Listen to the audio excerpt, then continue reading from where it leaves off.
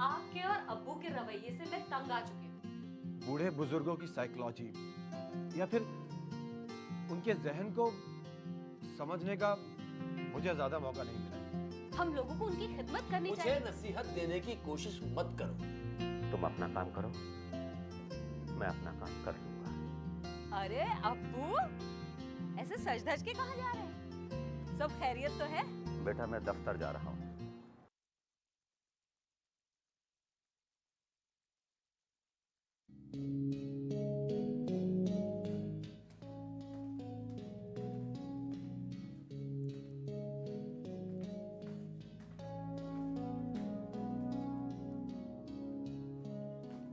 पापा, मैं देख रही हूँ आप सुबह से इसी नॉवेल को पढ़ते जा रहे हैं। बिल्कुल ठीक कहा।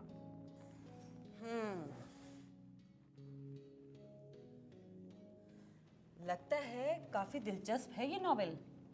पहले आप ड्राइंग रूम में भी इसी नॉवेल को पढ़ रहे थे और अब यहाँ पर भी इसी नॉवेल को पढ़े जा रहे हैं। अब भी तुम बिल्कुल ठीक कह रही हो। वाकई में ये नॉवेल बहुत दिलचस्प है। तो आखिर इस नॉवेल में ऐसा है क्या? मुझे भी तो बताइए ना। तुम्हारे पास वक्त है? डिटेल में सुनने का वक्त तो नहीं है, लेकिन हाँ, शॉर्ट में सुनने का वक्त जरूर है। ठीक है, मैं तुम्हें शॉर्ट में बताता हूँ। जी बताइए। हर इंसान अक्सर ये सोचता है कि हमारे देश ने, हमारे मुल्क ने हमारे लिए क्या किया। दरअसल उसको ये सोचना चाहिए कि उसने अपने मुल्क, अपने कंट्री के लिए क्या किया। तो इस नॉवेल का सब्जेक्ट यही है? Yes, you are right. एक सरकारी अफसर जो देश के लिए कुछ करना चाहता है, ईमानदारी और डेडिकेशन के साथ काम करता है, हुकूमत के जरिए बनाए गए कानून का हमेशा ख्याल रखता है और उसका मानना है कि किसी भी देश के लिए लॉ एंड ऑर्डर बेहद जरूरी है। मतलब वो कैरेक्टर योगेश जी की तरह है। तुम किसकी बात कर रही हो? कौन योगेश? पापा, आप हर बात को कितनी जल्दी भूल जाते हैं। मैं कल से रोजाना आपको बादाम खिलाऊंगी, मैंने तो सोच लिया है। बादाम खा लूंगा, लेकिन ये योगेश कौन है? योगेश वर्मा, वो पेंशन दफ्तर वाला। अरे हाँ, मैं तो भूल ही गया था। वो सही मायने में एक नेक और ईमानदार आदमी है। कायदे कानून का बहुत ख्याल रखता है। अब फिर क्या हुआ? और उसका ट्रांसफर एक दूर दराज के इलाके में कर दिया जाता है और वो अपने बूढ़े माँ बाप को लेकर वहां पहुंच जाता है। उसके बाद? आगे फिर बताऊंगा, क्योंकि मैंने यहीं तक पढ़ा है। बताइएगा जरूर। हाँ हाँ, क्यों नहीं। और अभी तुम योगेश वर्मा की बात कर रहे थे ना, बहुत दिनों से उससे मुलाकात नहीं हुई है, लेकिन आज मेरे दोस्त नियाज शेख की उससे मुलाकात जरूर हुई होगी।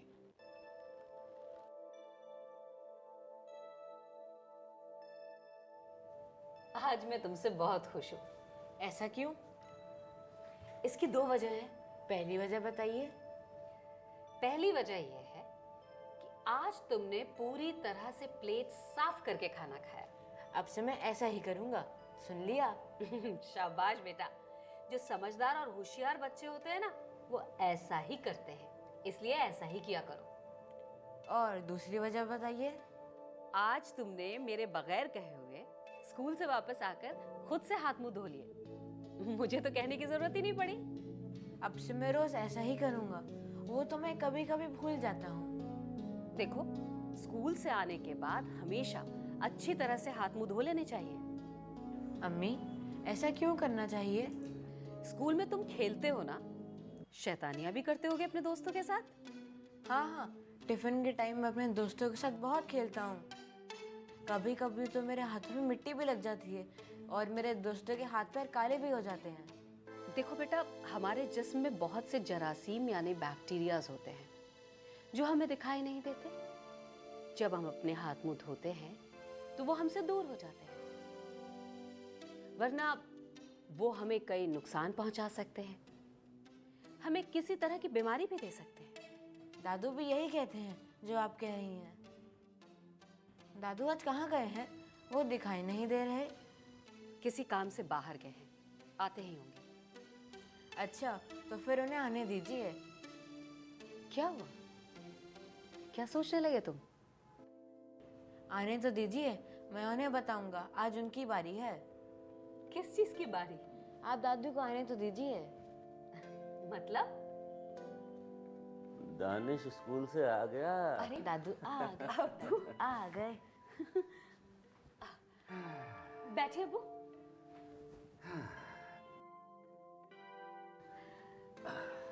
कोई दिक्कत तो नहीं हुई? नहीं बेटा, कोई दिक्कत नहीं हुई। अभी अभी आपको याद ही कर रहा था दानिश। अच्छा, मेरे पोते ने याद किया और मैं हाजिर। दादू, ये सब क्या है? बेटा 1 मिनट, मैं जरा पानी। हाँ हाँ अब्बू, पानी देती हूँ। ये लीजिए।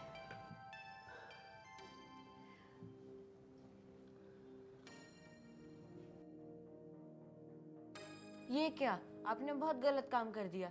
आने दीजिए अब्बू को। मैं अब्बू से आपकी शिकायत करूंगा। मैंने कौन सा गलत काम किया है बेटा? आपको हाथ धोकर पानी पीना चाहिए था, नहीं तो आपके जिस्म में जरासीम पैदा हो जाएंगे। आपकी सेहत खराब हो जाएगी, आप बीमार हो जाएंगे। डॉक्टर को बुलाना पड़ेगा, समझ गए? मुझसे बहुत बड़ी गलती हो गई बेटा, मुझे माफ कर दो। आइंदा ऐसा कभी नहीं करूंगा, ये मेरा वादा है। ठीक है, माफ कर दिया। अब बताइए इसमें क्या है? बेटा ये तुम्हारे लिए। दादू आप बहुत अच्छे हैं। ये कितना अच्छा बॉल लेकर आए हैं मेरे लिए। मैं से बाहर जाके खेलूं? हाँ बेटा, बाहर जाकर खेलो, जरा ध्यान से। हैं, जाओ। और शैला बेटी ये तुम्हारे लिए। अरे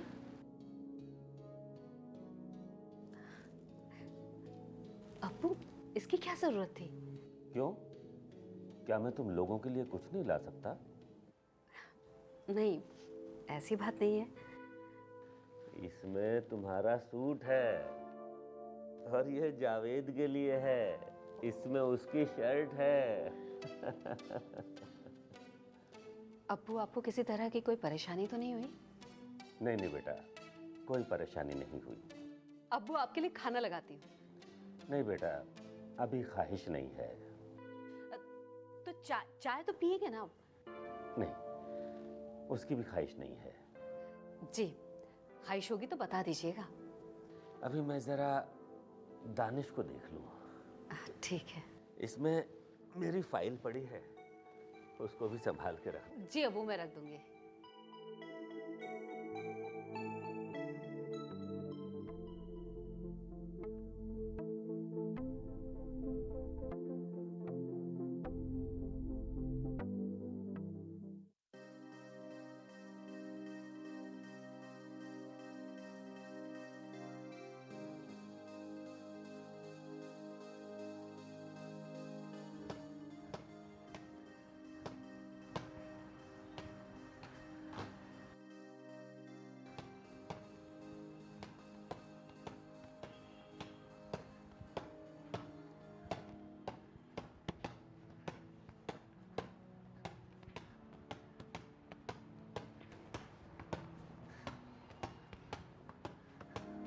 दानिश बेटा, बॉल पसंद आई? दादू बहुत अच्छी है।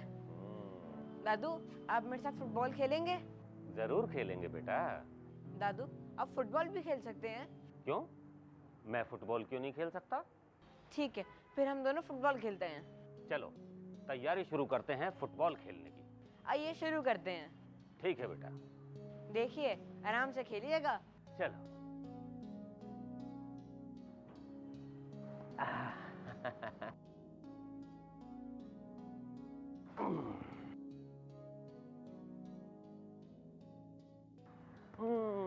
दादू, ये गलत बात है, तो टेनिस भी मार रहे हैं। ये फुटबॉल है, इसको पैर से खेला जाता है। अच्छा बेटा, मैं पैर से खेलने की कोशिश करता हूँ।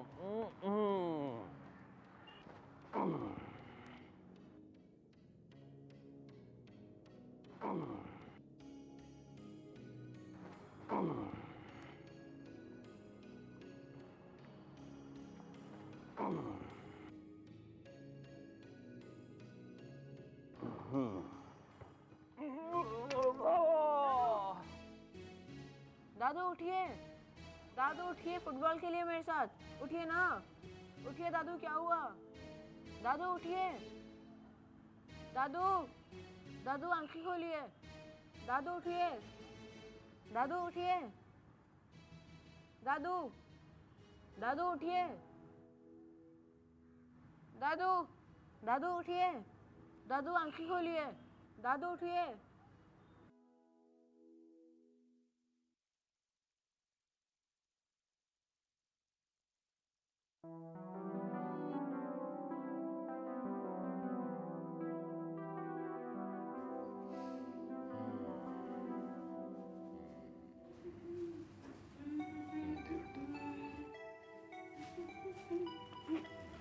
सुनिए, मैंने ये तय किया है कि अब्बू के इस तोहफे को मैं हमेशा संभाल कर रखूंगी। क्या अब्बू ने तुम्हें ऐसा तोहफा पहली बार दिया है? मैंने ऐसा कब कहा? अच्छा ये बताओ, तुम कह रही थी कि दानिश के साथ खेलते खेलते उन्हें चोट लग गई थी। अरे नहीं नहीं, वो तो दानिश को डराने के लिए अब्बू ने ऐसा किया। पहले तो मैं भी घबरा गई थी। एक बात बताइए, जरूर बताऊंगा, क्या कहना चाहती हो? अब्बू को तन्हा इस तरह दफ्तर जाने देना ठीक था क्या? देखिए, आपने क्या प्रोग्राम तय किया था इस बात का इल्म तो नहीं था मुझे, लेकिन जब मैं गीले कपड़े सुखाने के लिए बाहर थी तब वहीं मेरी उनसे मुलाकात हुई। और जब मुझे ये पता चला तो बहुत हैरानी हुई मुझे। अपनी बात कह चुकी? वो तो अल्लाह का शुक्र है कि नदीम था वहां, नहीं तो। ये बात तुम्हें किसने बताई? खुद अब्बू ने बताया जब वो वापस आए। देखो, ये सब मैंने सोच समझ कर किया था। मुझे आप बेवकूफ समझते हैं, अब तो मुझे ऐसा ही लगता है। मेरा यकीन करो, और अब इस सिलसिले में कोई बात नहीं होगी। सुन लिया? आपने जो कहा वो मैंने सुन लिया और उस पर यकीन भी कर लिया, लेकिन आपने ऐसा क्यों किया? बराए मेहरबानी इस बात पर रोशनी डालेंगे अब? देखो, अब्बू की प्रॉब्लम क्या है?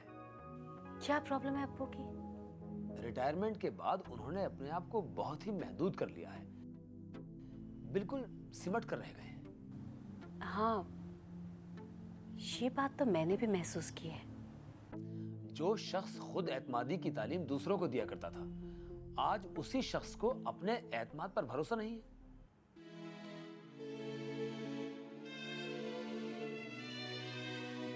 उनके सख्त तेवर, उनके चेहरे की चमक, उनके उसूल, ये सब कहीं खो गए हैं। या फिर उन्होंने बुढ़ापे से समझौता कर लिया है। कभी कभी तो उन्हें देखकर मुझे बुढ़ापे से डर लगने लगता है। उनके सेल्फ कॉन्फिडेंस को दोबारा बहाल करने की ये मैंने एक कोशिश शुरू की है। वाह, आपकी तो बात ही निराली है, सबसे जुदा। मान गए, आप बहुत ही समझदार हैं। वो तो मैं बचपन से हूं। लेकिन समझदार आदमी आपके इस रवैये से अब्बू क्या सोचेंगे, उनके दिल पर क्या गुजरेगी, इस बारे में कभी सोचा है? ये मेरा मामला है। इस सिलसिले में तुम्हें परेशान होने की कोई जरूरत नहीं है, समझ गई? इस घर में और आपकी जिंदगी में मेरी हैसियत क्या है, इस बात का अंदाजा हो गया है मुझे। तो मैं अपनी जुबान बंद रखूं, अपनी फिक्र से आपको आगाह न करूं, अपनी कोई भी बात आपके साथ शेयर न करूं, यही चाहते हैं आप? मैंने ऐसा कब कहा? देखिए, अब्बू के साथ मेरा भी एक रिश्ता है और उनके साथ कुछ भी गलत हो, ये मैं बर्दाश्त नहीं करूंगी। ठीक है, मैं समझ गया। आपने दवाई खा ली? आपने सुना नहीं मैं आपसे क्या कह रही हूँ? हाँ हाँ, मैंने दवाई खा ली है, अब सोने की तैयारी करो। ये गलत बात है, बिल्कुल गलत बात है। अब क्या हुआ? अभी आपने क्या कहा? अच्छा हाँ, याद आया। आपकी दवाई मेरे पास है और आप कहते हैं मैं दवाई खा चुका हूँ। मैं भूल गया था, मैंने सोचा। आपको सब याद है। दवाई तो आपकी कल ही खत्म हो चुकी थी, नेहा आज लाई है। लीजिए, दवाई लीजिए और ये रहा पानी का गिलास। दवाई खाइए और आराम से सो जाइए। सुबह आपको सैर पे जाना है। बुढ़ापे की जिंदगी दूसरे पर बोझ के अलावा कुछ भी नहीं है। ऊपर वाले का शुक्र है कि हमें नेहा जैसी बेटी मिली। हाँ, ये बात तो है। जब देखो हम दोनों के बारे में सोचती रहती है। एक बात बताओ, क्या हर माँ बाप के बच्चे नेहा जैसे होते हैं? आप भी क्या बच्चों जैसी बात करते हैं? कुलवंत और अश्विनी की मिसाल तो आपके सामने है। वो दोनों कितने परेशान हैं। ज्यादा दूर क्यों जाती हो लता? नया शेख को ही ले लो। मुझे लगता है कि उसके घर में भी कुछ मनमुटाव चल रहा है। अच्छा, अब छोड़ो कुलवंत, अश्वनी और नया शेख को। चलो सोने की तैयारी करते हैं, सुबह सैर करने जाना है।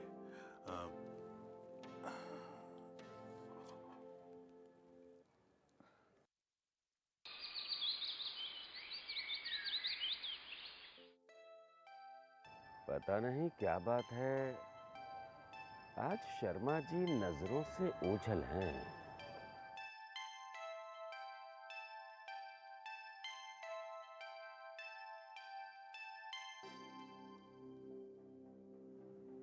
गलत बात बेटा, बगैर इजाजत किसी की चीज को नहीं छूना चाहिए। जी अंकल। अंकल, ये छड़ी मैं ले लूं? हाँ हाँ, क्यों नहीं, अब इजाजत है। ये लो।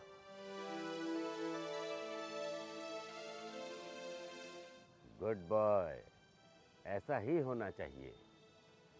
किसी की भी चीज को लेने से पहले इजाजत लेना बहुत जरूरी है। अंकल, ये छड़ी मैं ले लूं? क्यों, तुम्हें इसकी क्या जरूरत है? मैं आपकी तरह इसे पकड़कर पूरे पार्क के चक्कर लगाऊंगा। लेकिन मैं इसके बगैर एक कदम भी नहीं चल पाऊंगा। अच्छा, ऐसा क्यों? क्योंकि मैं बूढ़ा हो गया हूँ, यही मेरा सहारा है। अंकल, आप बूढ़े क्यों हो गए हैं? अब इस सवाल का मैं क्या जवाब दूं?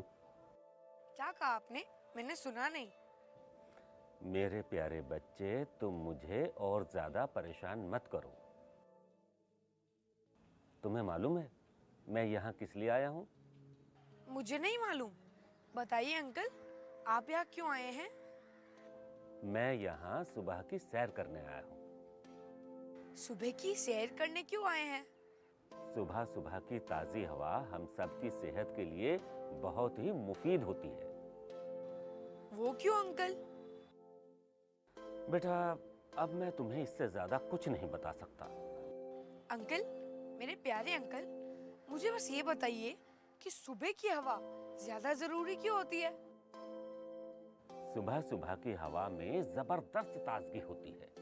इसमें किसी भी तरह की आलूदगी का कोई सवाल ही नहीं होता। सुबह सुबह की साफ हवा जब सांस के जरिए फेफड़े में पहुंचती है तो सेहत बेहतर बनाती है। और भी कई सारी बातें हैं, फिलहाल बस इतना ही। अब मुझे माफ करो, बाकी बातें मैं बाद में बताऊंगा। पहले मैं सैर कर लूं। ठीक है अंकल, मैं भी आपके साथ सैर करूं? चलो।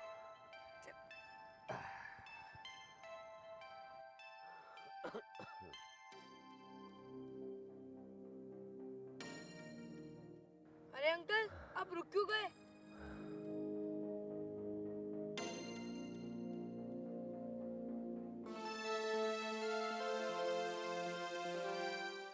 नया शेख सुबह सैर करने नहीं आया? ये तो नामुमकिन है। नया शेख आ जाए तो फिर उनके साथ सैर शुरू करूंगा।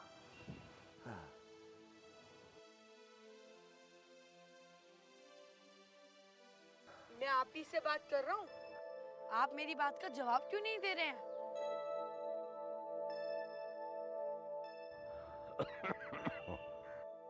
आप किस बात का इशारा कर रहे हैं?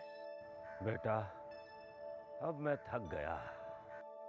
अच्छा, जब कोई थक जाता है तो उसकी बोलती बंद हो जाती है।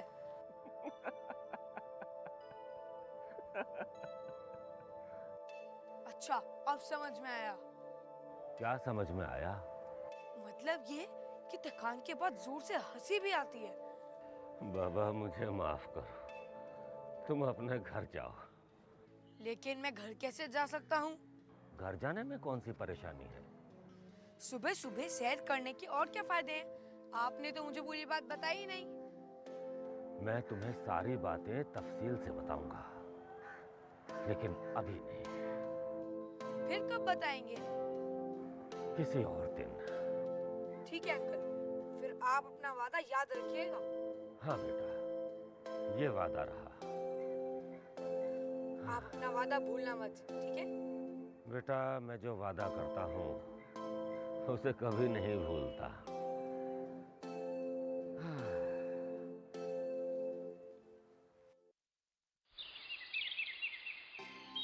अरे आइए आइए आइए, नया शेख साहब बैठिए। ये बताइए, ये बच्चा कौन था? अरे, मुझे इसका पता नहीं है कौन था, लेकिन इसने नाक में दम कर दिया मुझे। अच्छा। उसके मासूम सवालात का जवाब देते देते मैं थक गया। एक सवाल का जवाब मिला नहीं, दूसरा हाजिर। बच्चों की तो यही खास आदत होती है। अच्छा, ये बताइए, आप क्या अभी आए हैं? थोड़ी देर पहले मैं यहीं बैठकर आपका इंतजार कर रहा था। आपने सोचा होगा मैं सैर के लिए नहीं आया हूं। जी हाँ, मैं यही सोच रहा था। वैसे आज मैं गैर हाजिर होने की सोच रहा था। ऐसा क्यों? कल मुझे थकान कुछ ज्यादा हो गई थी। अच्छा, हाँ, समझ गया। लेकिन पेंशन दफ्तर जाने का फैसला क्या आपका था? मेरा कैसे हो सकता है? जावेद के इनकार करने की वजह से मुझे यह फैसला करना पड़ा। आप तो जानते ही हैं, रिटायरमेंट के बाद मैं पार्क से घर और घर से पार्क, बस यही रोजाना का मामूल है। इसके अलावा मैं कहीं नहीं जाता। लेकिन आपने तो कहा था कि जावेद कहीं बाहर गया है। मैं आपको क्या बताऊं?